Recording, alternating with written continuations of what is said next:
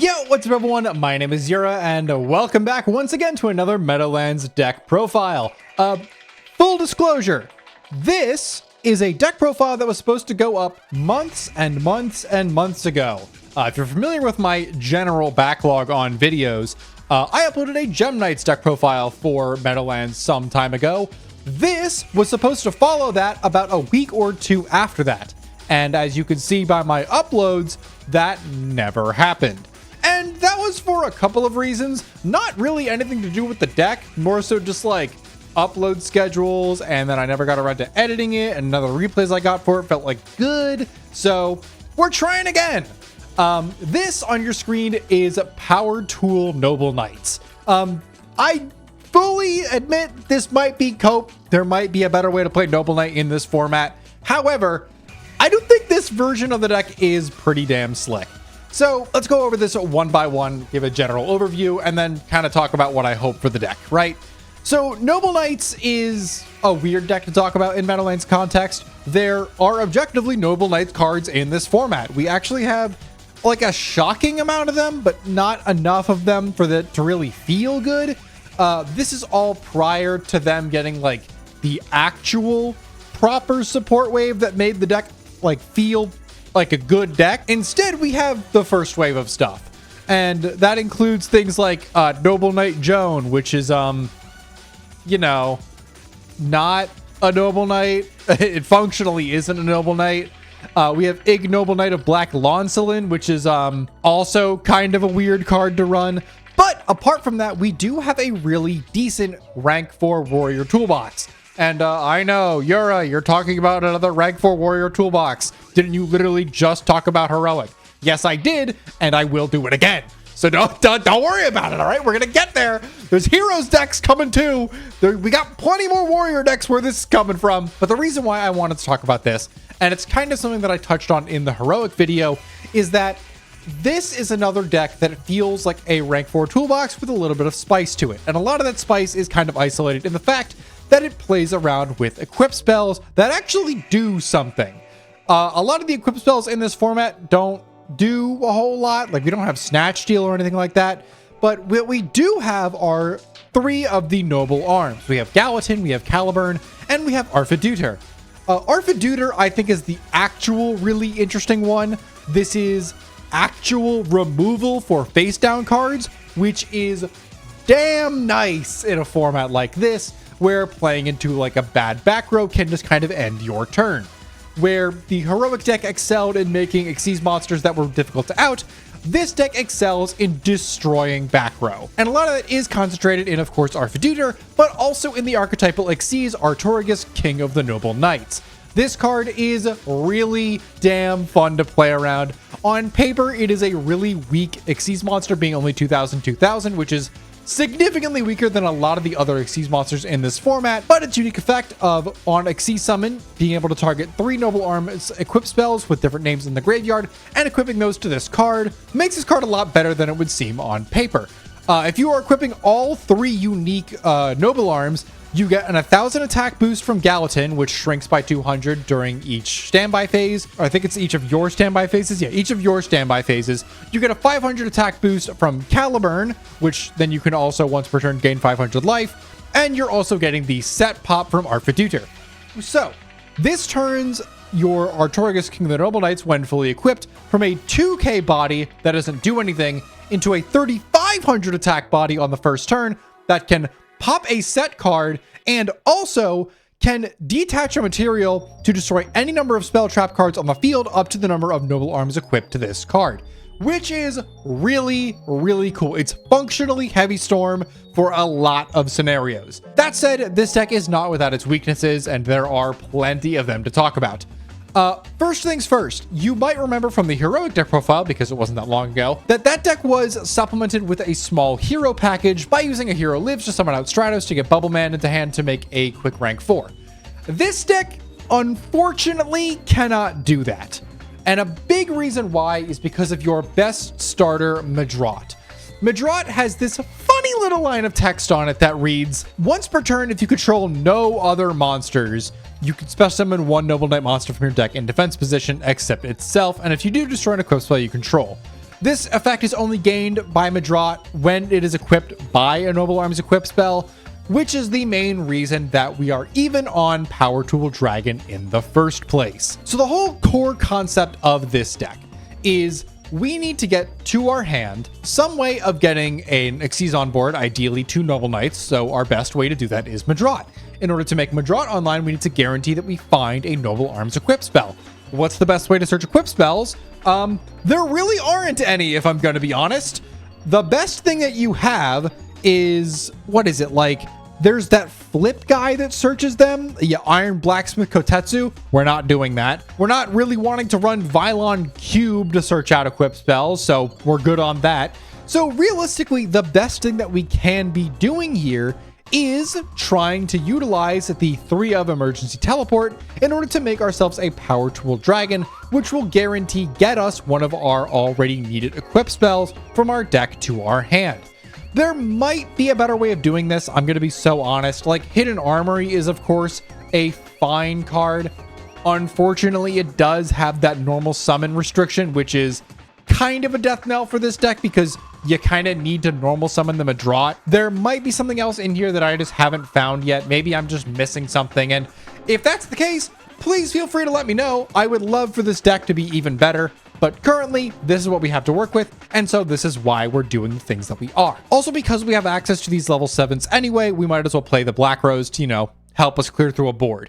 And Black Rose is also uniquely interesting here because if we are using E-Tele plus Instant Fusion to make this, we can still actually open the way for a Madrot effect because the Black Rose will clear itself off the board. So that's pretty nice. The rest of the deck is just kind of a means to facilitate this general core loop. I hesitate to even say loop because it's not really a loop. It's just like our main turn 1 play to get a big bunkus on board. And then the rest of the deck is just like praying to God that that's enough and utilizing the Noble Arms equip spells ability to attach themselves from the grave to a Noble Knight you control when they are sent from field to the graveyard in order to like keep them in rotation and utilize their effects positively, which can come up. Like a 2700 attack Madrot with a Gallatin equipped is still not nothing. It's still pretty okay. But the rest of the deck is very much so just like a means to field this guy or the other powerful Warrior Xyz monsters.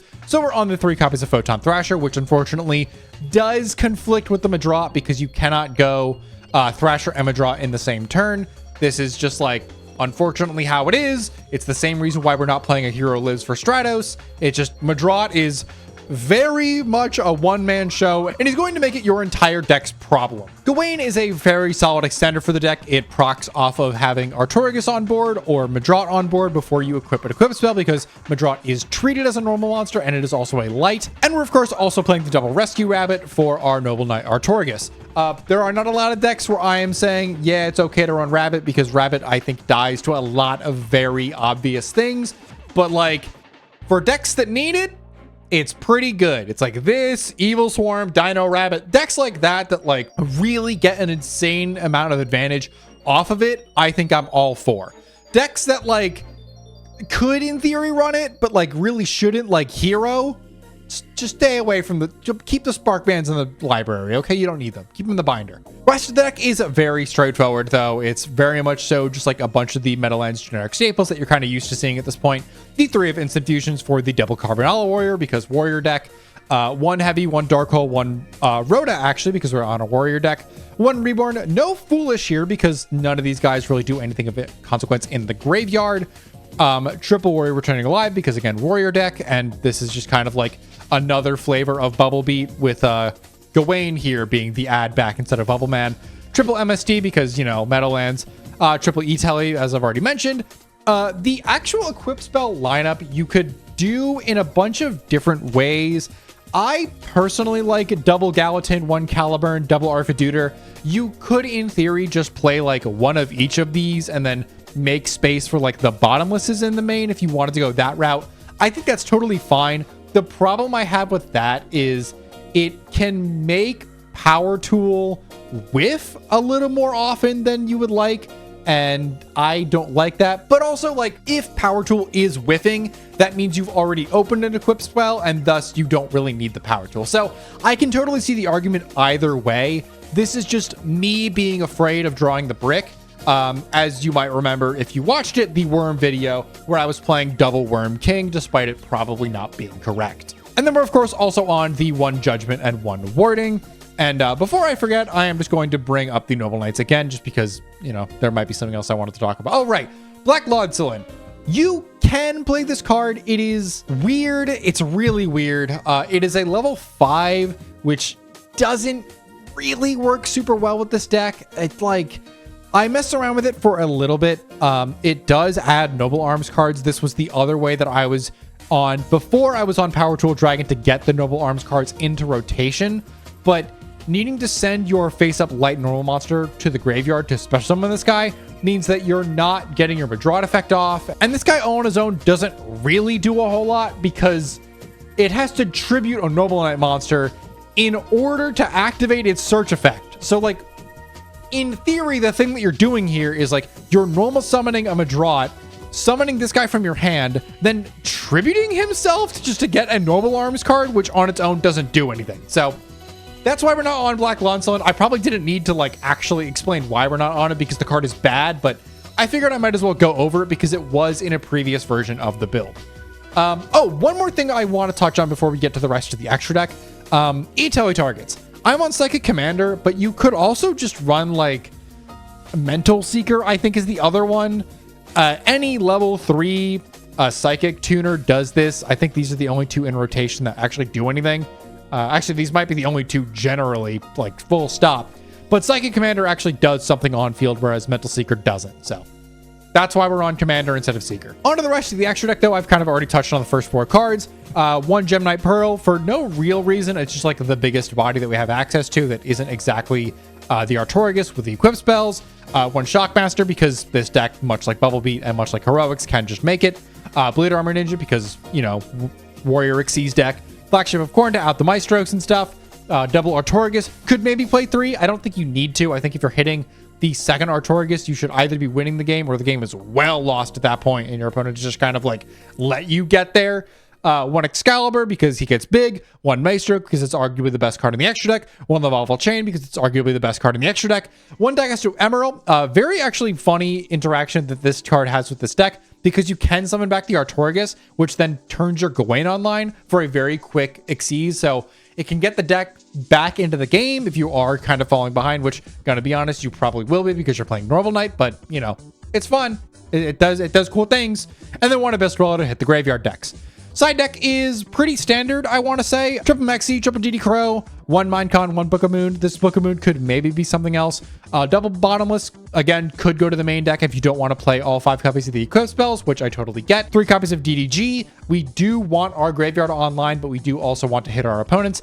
And then Double Mirror Force. Gonna be totally honest, these 2 Mirror Forces and this Book of Moon could maybe just be Mind Crushes. I've actually been really liking Mind Crush recently. I don't know if that is just my personal bias for, like, it being a recent card that I've been testing around with, but I do want to try it out a little bit more because I do think the card is cool and has a lot of really neat applications into some matchups. So that's totally up to you. But with that stuff out of the way, let's see the deck in action. All right, we've got some games to show off our Power Tool Knights here, and we are up against Machina Gadget, a pretty solid deck for this deck to be going up against. That's not necessarily because I believe in this deck, but more so just because I think it's a good gatekeeper deck to help get a good understanding of where a deck is at. If a deck can quickly overpower Machina Gadget, it's probably a good contender for something either high rogue or potentially even meta. And if something can maybe not like trade blows with it, but will eventually get like resourced out of the game, maybe it's not quite where it needs to be. So with that said, we've got a pretty interesting starting hand with Gawain, Double E-Tele, Heavy Storm, and Warning into our opponent's green, red, Compulse, and Iron Call. So no really easy way for them to get an Xyz on board, and we do technically have access to Power Tool Dragon, so let's see what we can do here.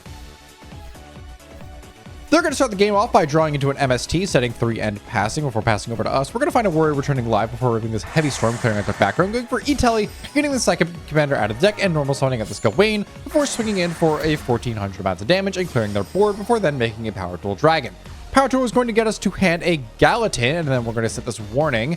They're going to draw and then find a yellow gadget. This is still not really a good way of getting an Xyz on board, but they do have this Iron Call, which is technically an Xyz, although it doesn't really get a lot, and we have the warning for that.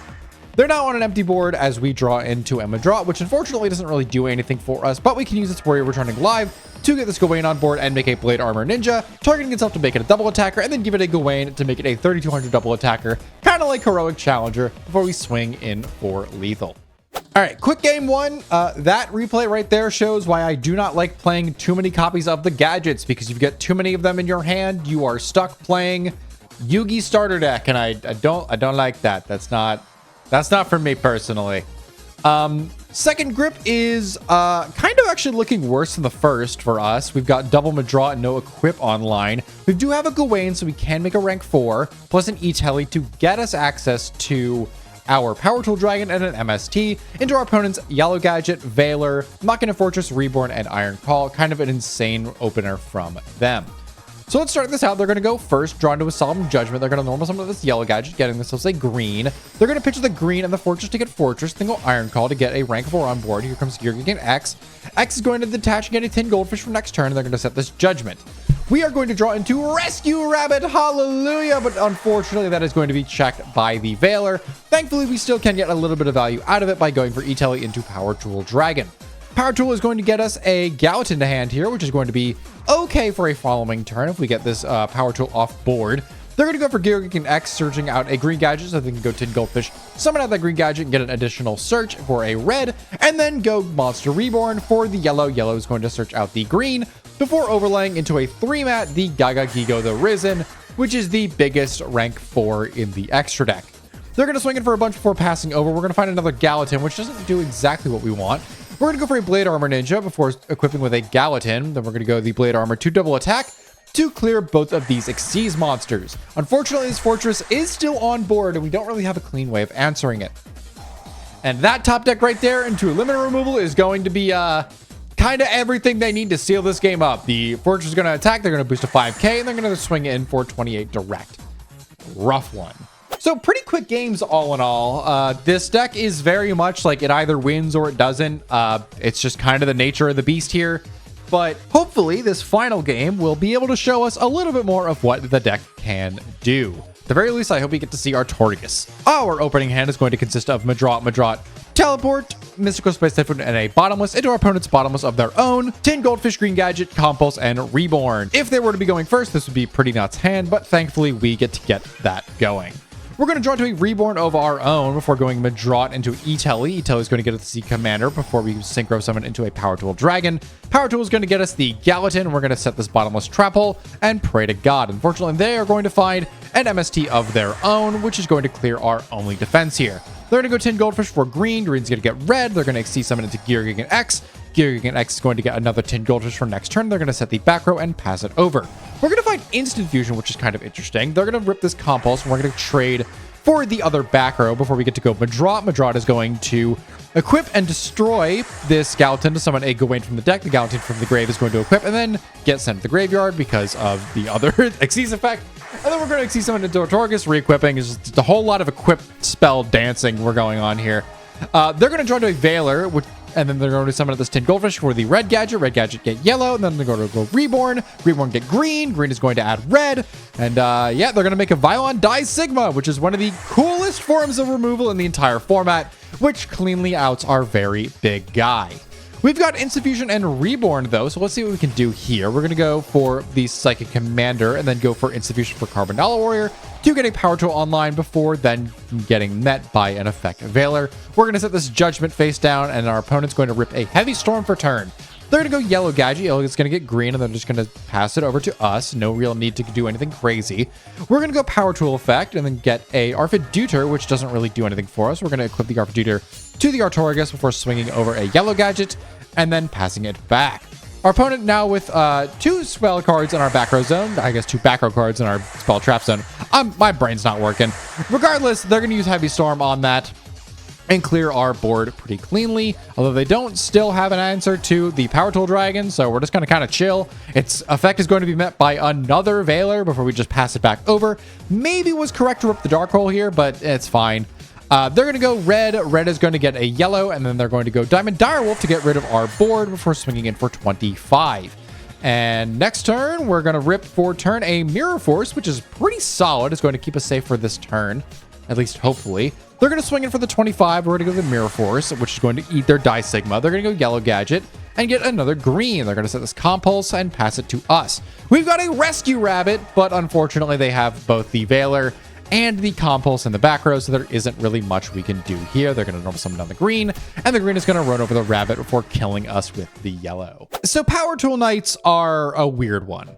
I don't think this deck is necessarily bad, but I don't think it's very good either. And I think the games that we showed are pretty good examples of why that is.